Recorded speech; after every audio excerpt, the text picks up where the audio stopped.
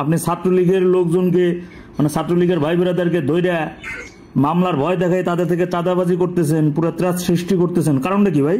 Hello, SI মনির সাহেব বলছেন, টুঙ্গিপাড়া থানা। ভাই আপনি তো থানার মধ্যে নাকি ত্রাস সৃষ্টি করতেছেন, হ্যাঁ? আপনি কে? আমি টুঙ্গিপাড়ারই একজন সাধারণ নাগরিক। আপনি ছাত্রলীগের লোকজনকে মানে ছাত্রলীগের ভাই ব্রাদারকে ধইরা মামলার ভয় দেখায় তাদের থেকে চাঁদাবাজি করতেছেন, পুরো ত্রাস সৃষ্টি করতেছেন, কারণটা কি ভাই? কিসের চাপ? কিসের চাঁদাবাজি? মানে মামলার ভয় দেখাইয়া তাদের থেকে টাকা পয়সা নেন, এরপরে মিথ্যা মামলায় ঢুকাই দিতেছেন, কারণটা কি? এটা ওসিরে বলেন না কেন? অভিযোগটা তো আপনি করতেছেন বেশি, আপনি তো নিজেই নিজের ওসি মনে করেন। তারে বলেন না কেন?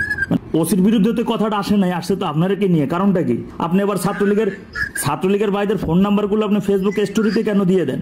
বিভিন্ন জায়গা থেকে আসতে দিচ্ছে, ওটা হয়তো কি বলে আপনার স্টেজে চলে গেছে। হ্যাঁ, এটা কি বিরাট অপরাধ হয়ে গেছে? না না অপরাধ না, এটা তো একটা প্রাইভেসি। আপনি লিক করলেন না, এটা কেন অপরাধ হবে না? এটা কেমন কথা বলেন আপনি? পুলিশের তথ্য মোবাইল নাম্বার আপনার কাছে আছে না? হ্যাঁ, এতে কি আমার প্রাইভেসি নষ্ট হয়ে গেছে? না না, আপনি একজনের নাম্বার আপনি ফেসবুকে লিক করে দিবেন, আবার বলতেছেন এতে কি আপনি কি আমাকে আইন শেখাচ্ছেন নাকি ভাই?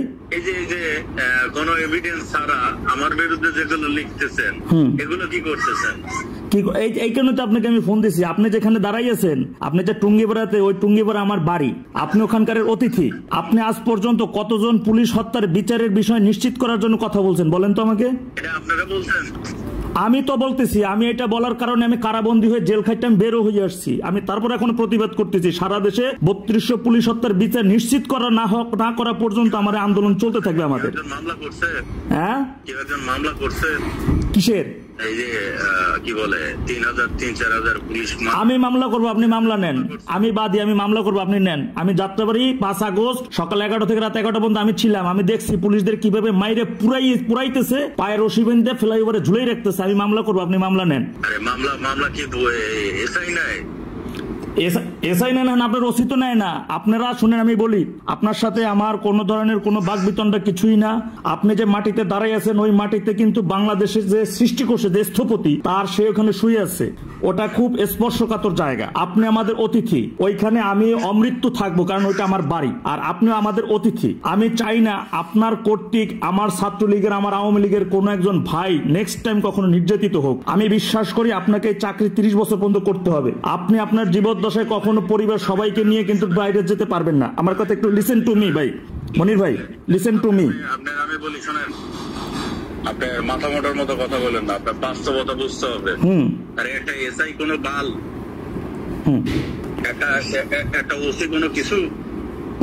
রাষ্ট্রযন্ত্র যদি আপনার ফেভার না করে, আপনি কিছু করতে পারবেন না? না, ওখানে আমি রাষ্ট্রযন্ত্রের বিরুদ্ধেই এই অবৈধ অগণতান্ত্রিক। আপনি যাকে সেলুট দিচ্ছেন, আপনি সবসময় শুধু এতটুকুই মাথায় রাখবেন, আপনি যাকে সেলুট দিচ্ছেন তার হাতে পুলিশের রক্ত লেগে আছে। আপনি যাকে সেলুট দিচ্ছেন তার হাতে 5 আগস্ট গত তারা 7.62 স্নাইপারের মাধ্যমে আমার শিক্ষার্থী ভাই, আমার সাধারণ ভাইকে ওরা হত্যা করছে, সেই রক্ত লেগে আছে। এটা আপনাকে মাথায় রাখতে হবে ভাই। আমাদের মাথায় আছে দেখি আজকে 15 মাস ঘর ছাড়া, বাড়ি ছাড়া, দেশ ছাড়া, স্বদেশ ছাড়া। আপনার দল কি করতেছে দেখেন না, কি করতেছে না। এই মাতৃভূমি তৈরির জন্য আমার পূর্বপুরুষ জীবন দিয়ে গেছেন। আমরাও আমাদের মাতৃভূমি রক্ষার জন্য কি আমার দরকার আপনাদের সহায়তা। ক্ষমতা ব্যাক পাওয়ার জন্য আপনারা সব ধরনের সবকিছু করলেন। এই যে এতগুলো পুলিশ মারা গেল, কি করলেন? আর তাদের হত্যার বিচারের জন্য কি করলেন আমাকে এতটুকু বলেন। না, পুলিশ হত্যার জন্য আমি কি করছি? আপনি একজন পুলিশের সহকর্মী, আপনি কি করছেন? আপনার ভাই হত্যার কেন আপনি কি করছেন? কিছু করার নাই, আমার তো কিছু করার নাই, কারণ তো রাষ্ট্রযন্ত্র যদি বাইরে চলে যায়, মানে এর বিরুদ্ধে থাকে, কি করার আছে পুলিশ? কিন্তু আপনি তো ঠিকই আমার ছাত্রলীগের ভাই ব্রাদারকে খুঁজে বের করতেছেন, তাদেরকে আপনি ঘর ছাড়া বাড়ি ছাড়া করতেছেন, আপনি তো ঠিক এটা করতেছেন। আমি শুধু একটা কথা বলবো মনির ভাই, আপনাকে চাকরি কিন্তু 30 বছর করতে হবে। আর বাংলাদেশের ইতিহাসে আওয়ামী লীগ ফিরে আসেন, এই ধরনের কোন বাংলাদেশের ইতিহাসে আওয়ামী লীগ অনেকবার নিষিদ্ধ হয়েছে, এটা কোনো ব্যাপার না, এটা কোনো ফ্যাক্ট না। এই সমস্যা কিন্তু আমার সামনে আগামীতে থাকবে না। আপনাকে কিন্তু বাংলাদেশের মধ্যেই থাকতে হবে। আমি আপনাকে কোনোভাবে ভয় দেখাচ্ছি না, আমি শুধু আপনাকে সত্যটা মনে করে দিতে চাই। আমি শুধু আপনাকে সত্যটা মনে করাই দিতেছি। আর কিছুই না, বাস্তবতাকে মেনে নিতে হবে। আমার বয়স ভাই কি বলে 70-80 বছর না। আমি জানি আপনার বয়স 70-80 বছর না, কিন্তু আমি শুধু এতটুকু জানি আপনাকে চাকরি 30 বছর করতে হবে, আর আপনি আপনার সবাইকে নিয়ে বাংলাদেশ ছেড়ে যাইতে পারবেন না, আমি এটা জানি। ঠিক আছে, ঠিক আছে, আমি শুধু আপনাকে এতটুকু মনে করাই দিতেছি, আর কিছুই না। যা করতেছেন ফেরত আসেন, এই পর্যন্ত এনাফ ইজ এনাফ। ওই মাটি আমার, ওইটা আমার জন্মভূমি। ওসিরে ফোন দেন। অভিযোগটা তো আপনি তো নিজেই নিজের ওসি মনে করেন, আপনি তো নিজে পোশাক পরে মনে করছেন যে আপনি মনে হচ্ছে যে এখন শীর্ষ সন্ত্রাসীর কোন একটা সংগঠনে আছেন, সেই সংগঠনে আপনি, কিন্তু মাথায় রাখেন আপনি সন্ত্রাসী না, আপনি বাংলাদেশ গণপ্রজাতন্ত্রী বাংলাদেশ সরকারের একজন আমলা। জনগণের পোশাকে জনগণের ট্যাক্স, ভ্যাট ট্যাক্সের টাকা আপনার বেতন হয়, আপনার এই পোশাকটা জনগণের টাকার ঘামের টাকায়, এটা মাথায় রাখতে হবে।